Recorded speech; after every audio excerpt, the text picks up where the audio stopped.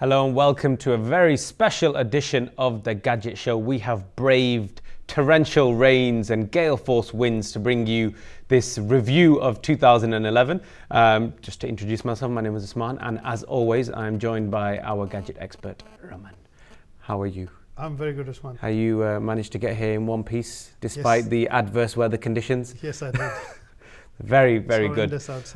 Format of today's show is we are going to be talking about what was hot and what was not in 2011. What was hit, what was miss, what was good, what was bad, whichever way you want to put it, that's what we're going to talk about. What were the successes in terms of technology for this year and what were not. Simple as that. So we're going to be talking about all of, obviously, your favorite gadgets. Obviously, that's why they became hits, because obviously ourselves, the public, we bought them in mass.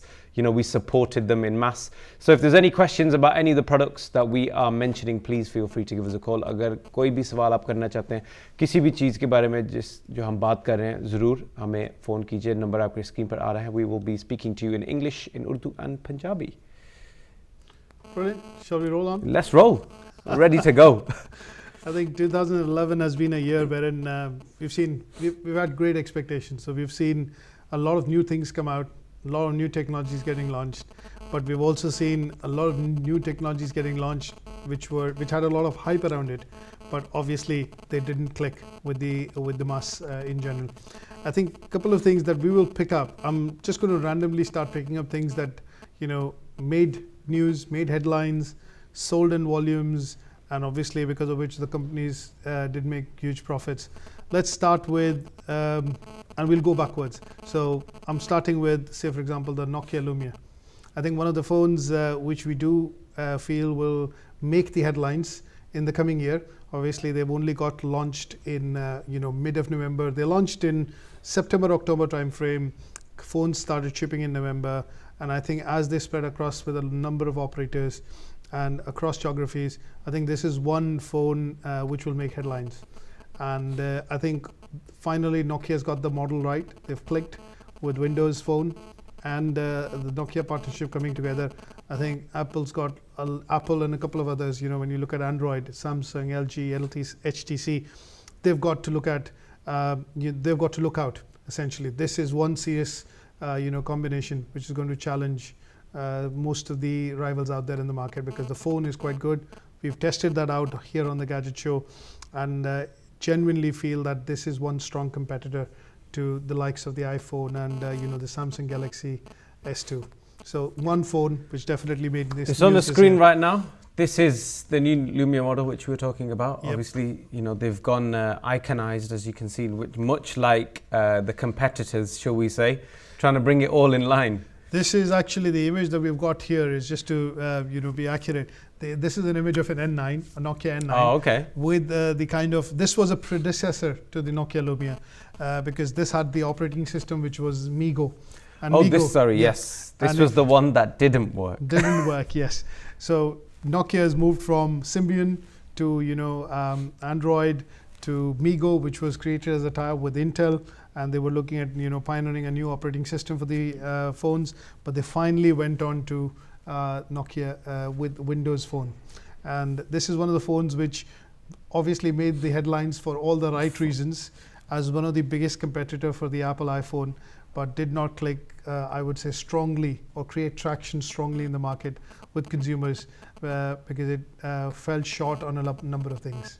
So if there's any of you out there who are unfortunate enough to own a Nokia N9, we apologize that we weren't out earlier. We weren't doing this show earlier, so we could have advised you of the problems that you were going to face with this particular phone, because obviously Raman would have done his research. He would have told you it's not the phone for you. Yes, absolutely. Going forward, I think one of the big stories which came out and was also kind of a disruptive innovation in the market was the launch of Amazon Kindle Fire. And in contrast to the launch of the Apple iPad 2 earlier in the year, we did feel that it fell short on a number of things. If you compare the two products together, the Kindle Fire and the iPad 2 are two different products. They are in the same category as tablets, but if you look at the two products, the Kindle Fire is a price point product And the iPad 2 is absolutely a product which gives you price, specs, features, and advantages. Top of the range. Top of the range. Top of the range. And the reason why I think Amazon went that route is because what they want to do is bring out something in the market, start building expectations, bring out a product which, they get used to, consumers get used to, and then once you get used to that, you have a lot of anticipation for that product coming in.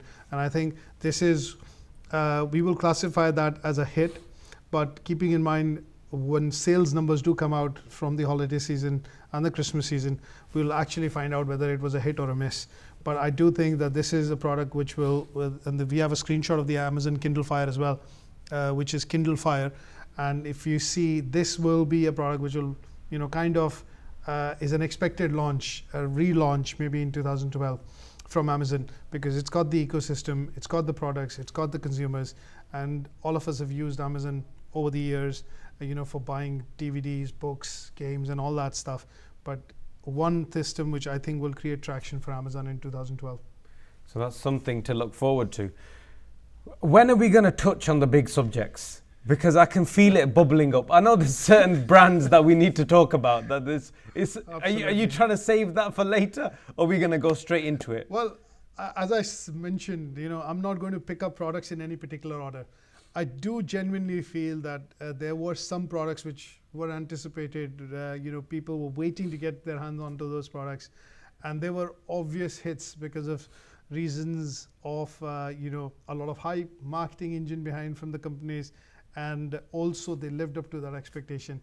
And let's bring those in right now. I think two of the products which need a mention obviously are from Apple. One of them is the iPad 2 and the other is iPhone 4S. It's a slight bit of a disappointment because everyone was expecting the iPhone 5. And though we had kind of, got to know of what features, what specs, what upgrades you expect from the iPhone 4 into the 4S or 5. But I think in general, consumers wanted more from Apple, and what they expected was an iPhone 5. So that will be a hit, a miss for us. But I think the hit was the iPhone 4S, which has sold in volumes and has kind of built on to the, the legacy of Apple. Steve Jobs, let me put it this way, legacy of Steve Jobs, wherein every successful launch of a product has created new milestones. And I think it broke all records in terms of sales. There were jubilant sales outside all the Apple stores, and everybody just wants to get their hands on the iPhone 4S. No, so despite it looking identical to the old one. Old one, yes. And if you really think about it, if you break it down, it was cosmetically it was identical. I think that's a shock to me. That is very correct. I'm so shocked that something which is identical to the old model would sell in such great volumes. Great volume. Yes. I mean, okay, it's got a better camera. It can record in HD. The other one wasn't that far bad anyway. No. The processor's faster, yes. I understand that, but not every person, not a layman wouldn't be a big concern. I don't think so.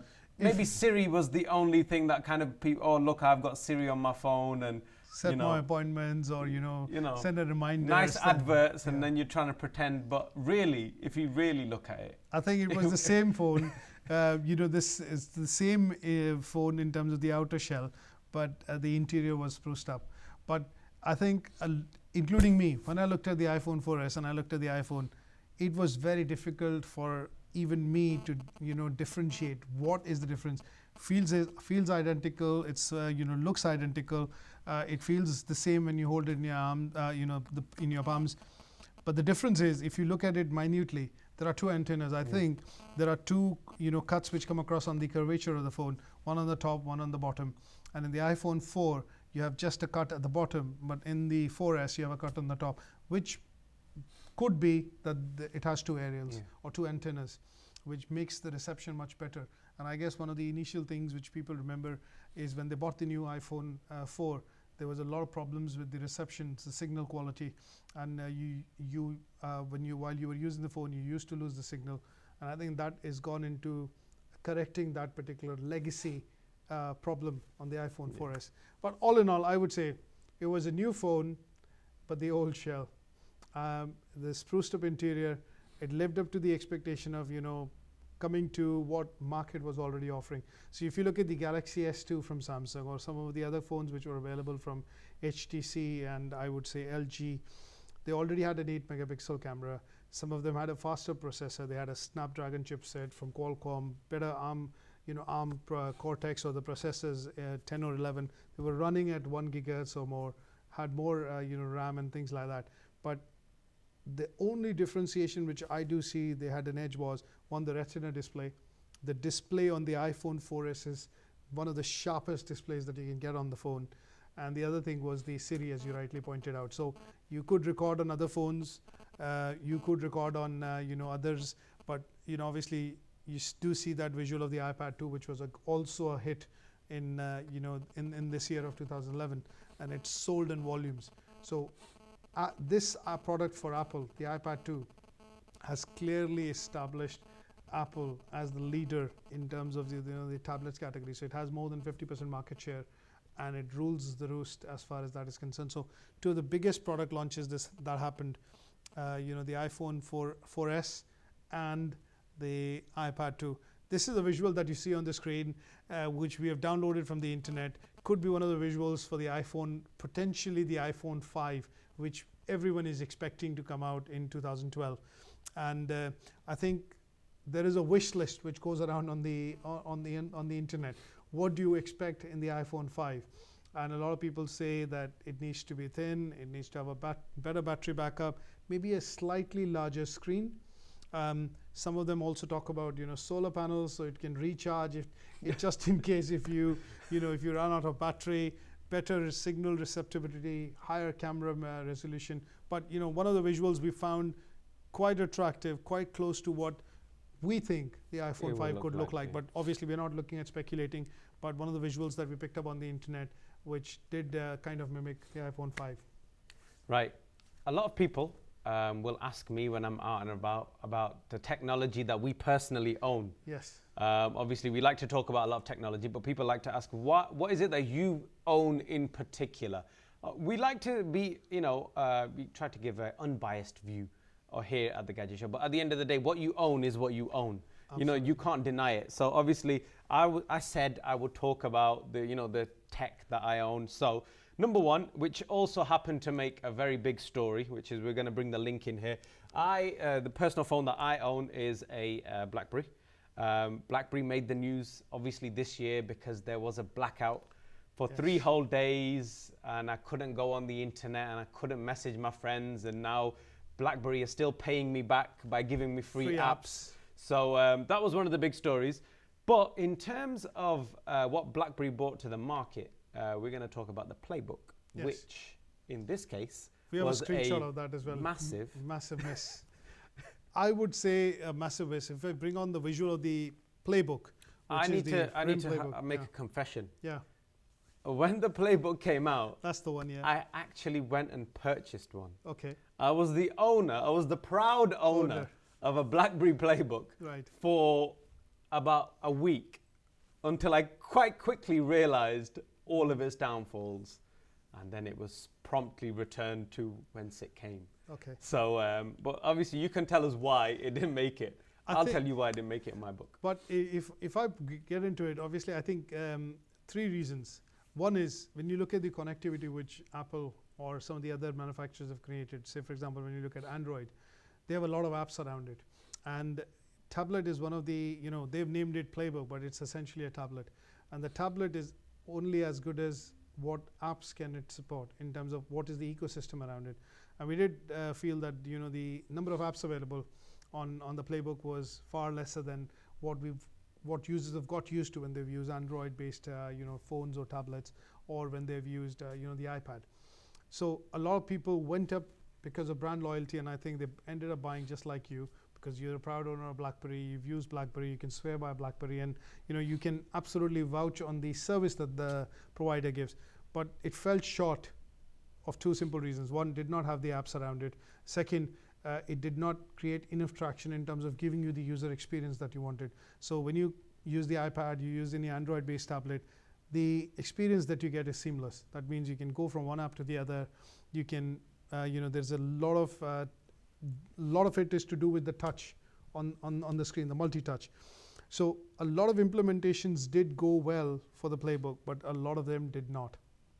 And I think technically it was a product at par or probably a bit in advance to the iPad, because the iPad 2 came out a bit later. But when you look at the comparables to the ecosystem, the connectivity it gives, I think it fell short of that. That is where users lost. Personally, yeah, I think I'll have to agree with you there. The biggest downfall was the fact that it did not have any apps. Yes. So there was no reason for me to go and use it. I had it in my house. It was brand new. Normally, you know, when you've got a new thing, you're showing it everyone, but it was just left to the side because there was no reason for me to actually use it. I could have gone on the internet on my phone. The good thing about it was the integration with my phone. So yes. I can use my phone, internet, you know, to go online on the tablet. I can send, my emails are seamed across, etc., etc. In that sense, it was good. It was a very, very good idea. But the simple fact that it has no apps or very little apps was its downfall in the end. I think if we pick up the category as a tablet as a category in 2011, we reviewed 4 or 5 of them. And we've looked at the HP touchpad, we looked at the Playbook, we looked at a couple of Android cheaper versions available in the market, and we looked at the iPad 2. I think I could safely say that when you compare the user experience, the number of apps that you get, and in general, if I just talk about in general, if you look at the experience that it gives you, I would safely say that the HP touchpad was very good in terms of the implementation, very close to the iOS. But when you come to the experience that you get, I think the design, the battery backup, the connectivity, the iPad was a clear winner. The only device I think which was credible enough, which came close, was the Galaxy Tab. The reasons are far many, but the closest reason is that based on Android, they had the similar number of apps, and the implementation of the touch was a bit fuzzy. It is not as responsive as the iPad, but it came close to giving all the features, plus much more, like the SD card, to expand the memory, the phone function, and obviously a smaller size. So it gave users an option. So if I put it this way, that if I wanted to buy a tablet and I wanted to buy something from the iOS, I would have only got the iPad. But if I wanted to go across to get some choices, I would have gone to the Galaxy Tab, and I could have chosen smaller screen, I could have chosen expandability, I could have chosen phone functionality, and some of the features which really kicked in before they were available in the iPad 2 were available on the Android because of the apps being available. And I think that was the only closest competitor which came close to challenge the iPad, which still it does. And both the companies, as you know, are clearly as of now fighting against a lot of patents across Germany. They've done a filing in Australia, and they're closely fighting to stop the sales of the Galaxy Tab because they say it mimics the iPad and infringes a lot of patents. But all in all, on the tablet category, I would clearly say the iPad 2 was a clear winner. So if you're looking at buying a tablet out in the market, you need to look at, before you make a decision, you need to definitely look at the Galaxy Tab, look at the HP touchpad as well, and then obviously look at the iPad, and you can clearly see the difference. So that's a clear choice, a clear winner in your eyes. Yes. For various different reasons. But I'll talk about what I went and purchased in the end in a little while. But seeing as though we're talking about Samsung and Apple and things like that, so obviously we're talking about Samsung, it moves us swiftly on to the phone, which was named the phone of the year. It was a big surprise. It was a big shock. It was a big shock. When you look at the sales, when you look at the experience, when you look at the reviews, and I think the iPhone clearly stood across as a clear winner. But I don't know how Samsung pulled it off. But when we reviewed the Galaxy S2 in the studios here, we did find that to be a worthy competitor, and it was crowned as the T3 Gadget of the Year in terms of phones. So obviously, some of the reasons which I would say were a plus point for them were the bigger screen size, 4.3-inch screen as against 3.8. It also offers expandability through an SD card slot, has the HDMI port, and obviously before the 4S came in, it had a higher megapixel camera, so 8, and obviously things like the Android ecosystem behind it, which is still a shock, but I think the phone is a good phone, is a very good phone. But you were talking about the wish list before. They wanted a phone which was thinner, yes, with a bigger screen, yes, with a better memory, yes, and a better battery life. But yes. in essence, it's the Galaxy S2. It came in from Samsung, and it was something that if you look at, we've got a visual which is called the Galaxy Tab, which we'll bring on to the screen. There's a visual that you see, and they've gone on to bring on something which is called the Galaxy Note, and that is a 5.3 inch. So it is, I would say, you remember what people used to say before iPads came out? They said it's iPhones on steroids. Yeah. So they used to say that, okay, a bigger iPhone, but later on we realized that it was much more than the iPhone. It was much more of a fuller experience when you're looking at reading, browsing, surfing. And that's the same thing which I think Samsung has now done. They brought on a Galaxy Note, which is a bigger screen and kind of mimics what the Galaxy Tab or the Galaxy Samsung S2 does for a phone. So yes, so that's a lot of things going on. We did have a screenshot. I think we've got one of the Samsung coming up. But like Raman was saying, so for example, obviously for those of you who've got an S2 out there, this is the Samsung Galaxy Tab, which is obviously, as Raman would say, this is a normal sized phone. Next to it, what have we got here? And as you can tell, yep. It's yes, it's definitely a phone which has been working out in the gym.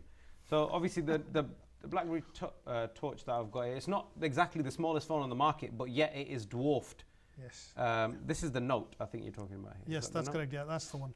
No, that's the Kindle Fire. That's the Kindle Fire. There is a screenshot of what we have is the Samsung Galaxy Note as well, which we'll bring onto the screen. We'll bring that up in a second, but obviously, like Raman was saying, in terms of comparison, this is much larger. This is a 7-inch version, and like I said, it's a lot bigger than a phone.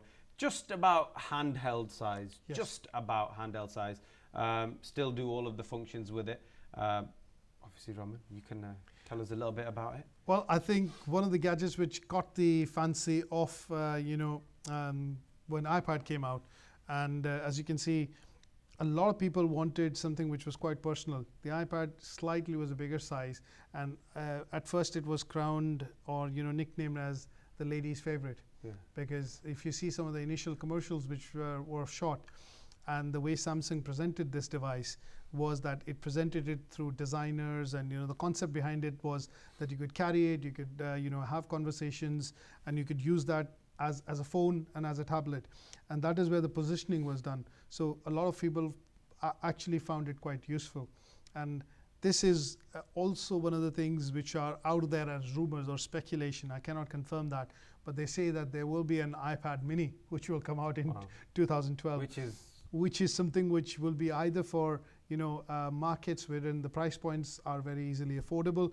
but also to look at a lot of other tablet manufacturers who are looking at diversifying on size. So you have a 8.9 inch or 10 inch, which is more or less a standard as of now in the industry standard, but a lot of competitors like the Samsung, the Kindle Fire, the Nobo ebook reader, all these guys have brought in 7 inch, 8 inch screens.